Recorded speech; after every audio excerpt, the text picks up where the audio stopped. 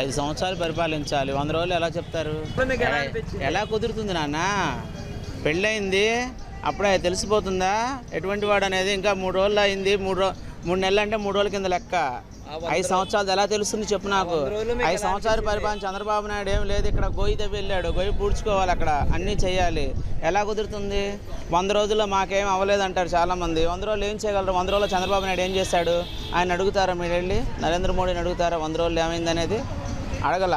ఈయన ఎందుకు అడుగుతారు? 100 రోజులు ఏం చేయగలరు అసలు? నేను ఇది చేస్తాను అన్నాడు. నిదానంగా టైం పడుతుంది, అంతేగాని అసలు వానలు లేవు, వానలు పడినాయి, అన్నీ చేయాలి, ఇదిగో వచ్చేసింది వానలు అంటే ఎక్కడి నుంచి వస్తాయ్యా? అసలు ఆలోచించరా? 3 నెలల 10 రోజుల్లో మనం ఏం చేయగలము? మేము రోజువారీ తీసుకుంటాం, 3 నెలల 10 రోజుల్లో కట్టాలి, దానికే 50 రోజులు నాగాలు ఉంటాయి. ఇంక జగన్ పరిపాలన మీద ఎవరు అంచనా వేస్తారు? అంటే ఆర్థిక శాస్త్రవేత్తలను కానీ ఎవరన్నా అడగాలి, ఏముండదు. వరల్డ్ మొత్తం బాగాల వ్యాపారం, ఇండియాలో ఒక చోటైనా ఏంటి? పేపర్ చదువుతారా మీరు? మీరేం చదువుకున్నారు? ఎకనామిక్ రీసోర్సెస్ అని ఉంటాయి, లేకపోతే డైలీ పేపర్లో ఎకనామిక్స్ పేపర్ ఉంటుంది, చదువుకోండి. ఎక్కడా వ్యాపారాలు లేవు, అంతా డల్గా ఉంది. జగన్ వచ్చి చేసేసారంటే జగన్ అని తినేసాడు. 3 నెలల 10 రోజులు అయింది వచ్చి.